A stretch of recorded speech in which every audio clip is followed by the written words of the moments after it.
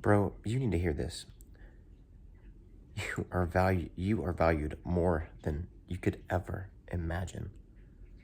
God has created you for a reason and for a purpose.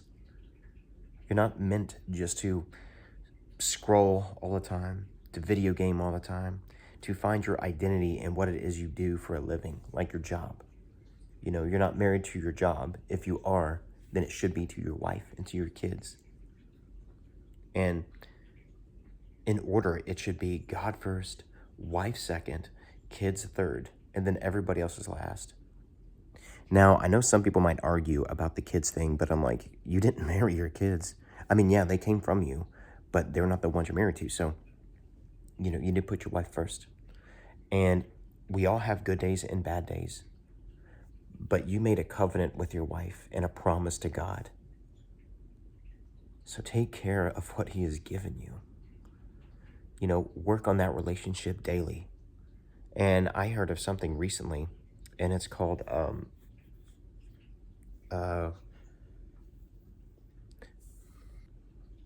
missionary dating or something like that, where a believer will get into a relationship with a non-believer in the hopes that by the time they're married, or even if they do get married, that they will change them. I'm like, dude, that is not biblical.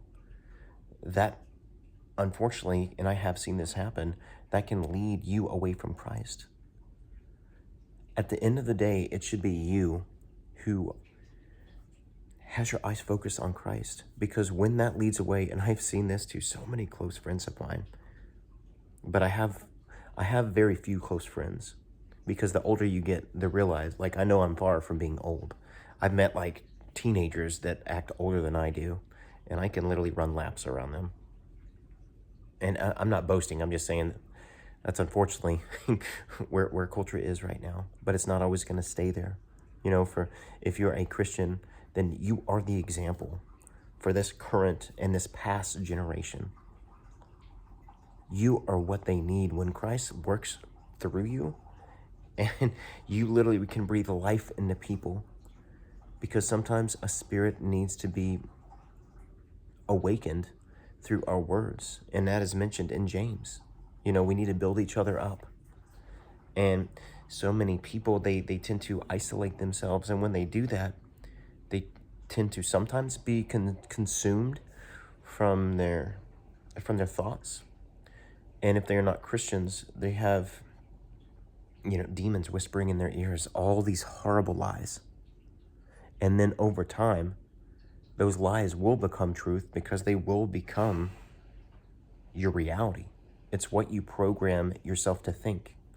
Like, there is just somebody that I personally know, and I love them and I miss them, but because of disagreements, mainly with poor choices that they chose to make, they're living a life of, to me, it's just torture. They're living in a mental prison, moved away from everyone and everything, and they try to pursue something, but every time it seems that there's an opportunity presented, they'll walk away. And they cast all their hurt and pain on those who they should be loving them, or who they should be loving. And that's how the beginnings of small whispers work. They're very subtle at first, and then over time, they grow to be so noisy, you accept that as who you are, or things you should do. And when your identity is outside of Christ, man, like, that's unfortunately, it's just the bad apples you produce. And remember, Jesus references, you can notice a tree by the fruit that it bears. And and speaking at a 5th grade level, an apple tree does not produce oranges, it produces, apples. And it is so important that you need community. You need to have consistency in your life. You need to create a system. And you can talk to any, I'm using this word, I'm going to just put in air quotes, counselor, but you can talk to any counselor who genuinely wants to help people, because not every counselor does. And just to put it, I guess, give you a picture, like my wife went to one for years and years and years, way before we were married, but there was no growth. Like she would keep going back to the counselor and there was nothing she would take away. In one session, she went with me to my counselor, who I was seeing at the time, and then I stepped away, and then she actually started seeing him. But it was just a few minutes where he spoke to her outside of the conversation he was having with me. And I was just watching years of trauma, of confusion, of hurt, just all this stuff just unraveling. And it helped me just understand her better. And counselors like that are incredibly helpful. Because, yeah, someone can have like a piece of paper that just says, oh, I got my doctorate from Harvard or something like that. But at the end of the day, we're people and we need to be heard, seen, and understood as a person. And whenever you tend to create like your own, kind of find your identity in that piece of paper, it kind of makes people seem less human.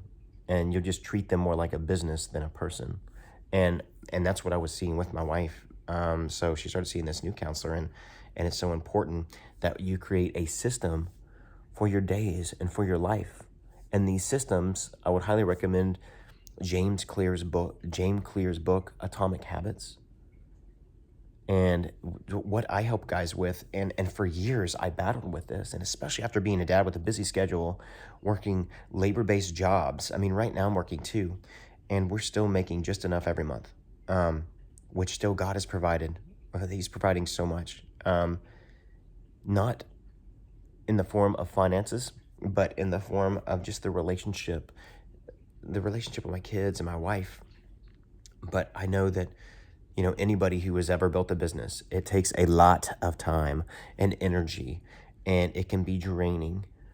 But God, your wife, and your kids, your family, they should be first. They are in the first category. And everything else will just follow second. Because it's crazy whenever you look into all these successful, quote, entrepreneurs and things like that later in their years, after they have finally reached like their peak of starting their business. Their biggest regret is not spending enough time with their family. They really have no relationship with their kids. If they're still married, there's a lot of tension between them and their wife. So remember, you need to put the first things first. And creating a system for your mind is incredibly important. And the system is something that you will fall back on when you start to kind of see yourself sliding into old habits, or when certain traumas and emotions and feelings just start to arise.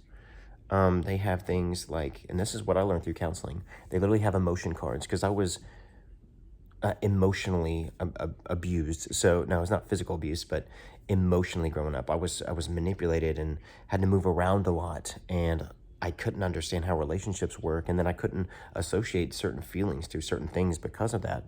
And I learned about emotion cards, and then they have something called CBD decks, which will help you. And well, I got to keep it short. My son just woke up. He's right over there. Oh, what's up, dude? But I'll catch you in the next one. See ya.